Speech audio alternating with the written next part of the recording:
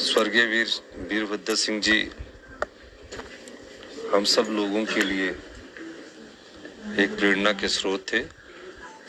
मुझे उनके साथ तकरीबन 20-22 साल काम करने का मौका मिला और निश्चित तौर पर वो जिस प्रकार कांग्रेस पार्टी में जनता की सेवा करते रहे थे, उन्हीं की जो सेवा भाव को हम आगे बढ़ा रहे हैं और जो कांग्रेस पार्टी को हिमाचल प्रदेश में एक नई दिशा दी, एक मजबूती दी, हम सब लोग उसको आगे बढ़ाने का कार्य कर रहे हैं।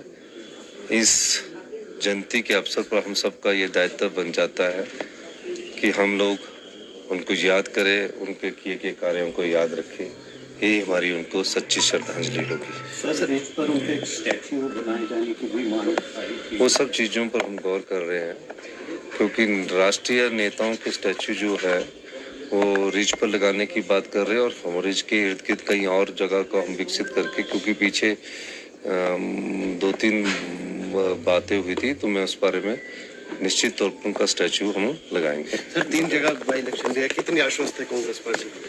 देखो, अभी तो चुनाव का पहला चरण हुआ है। जब नॉमिनेशन होता है पहला चरण होता है, अभी दूसरा और 3-4 चरण होते हैं कोई भी इलेक्टोरल पॉलिटिक्स में। तो अभी तक हमारा ये मानना है कि हम ये तीनों बाई इलेक्शन जीतेंगे और पूरे तीनों बाई इलेक्शंस में हमारा कोशिश रहेगी कि भारतीय जनता पार्टी ने जिस प्रकार सत्ता की कुर्सी हथियाने के लिए नोटों का इस्तेमाल किया, और ये भी पहला केस है कि 3 आज़ाद विधायक इस्तीफा देकर चुनाव लड़ने का कर रहे हैं। उनसे ये पूछा जाना चाहिए कि 5 साल के लिए आपको विधायक बनाकर जनता ने भेजा था, अगर कांग्रेस पार्टी उनका काम नहीं कर रही थी, कांग्रेस की सरकार उनका काम नहीं कर रही थी, तो इस बात का वो जवाब दे। वो बीजेपी में बैठ जाते थे, अब तो बीजेपी के टिकट से चुनाव लड़ रहे हैं और सरकार कांग्रेस की है जिसको पूर्ण बहुमत की सरकार मिली।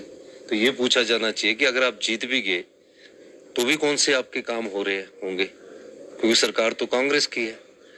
तो ये समझ, अगर आज़ाद रह के कुछ नाराजगी हमसे होती, बाद में कुछ हमारे साथ संबंध करते तो ज़्यादा काम होने थे।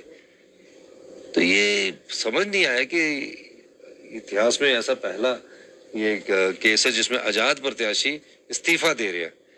अगर कांग्रेस पार्टी के काम अच्छे नहीं थे तो वो कांग्रेस को छोड़कर बीजेपी के साथ विपक्ष में बैठ जाते। ये बड़ी विडंबना है और ये जनता ने उनको ना, कांग्रेस जब उनको जिताकर भेजा था तो उन्होंने जब तीनों निर्दलीय जीत कर आए तो उन्होंने कांग्रेस को भी नकारा वहाँ की जनता ने और बीजेपी को भी नकारा, और ये सोचकर उनको आज़ाद जिताया कि ये कोई भी सरकार होगी उसमें सरकार बनने की कोई उम्मीद नहीं थी, उनसे ये काम करवाएंगे।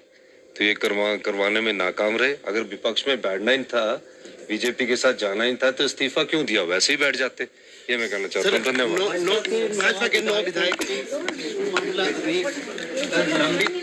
देखिए, भारतीय जनता पार्टी के 9 विधायकों ने जब बजट सजता था उस समय उन्होंने जो हमारे अध्यक्ष महोदय उसकी सीट की अवमानना की थी और पेपर फाड़े थे। ये भी हिमाचल के इतिहास में पहली बार हुआ कि विधानसभा की एक गरिमा होती है, उस गरिमा को ठेस पहुंचाई है।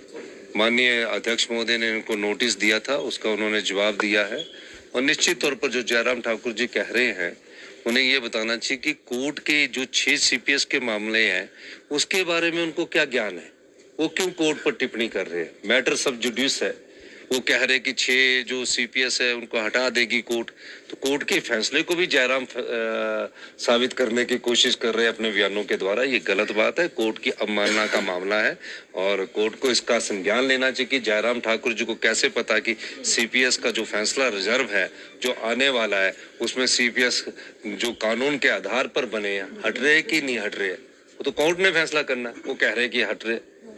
उसी तरह स्पीकर के जो 9 विधायकों का फैसला है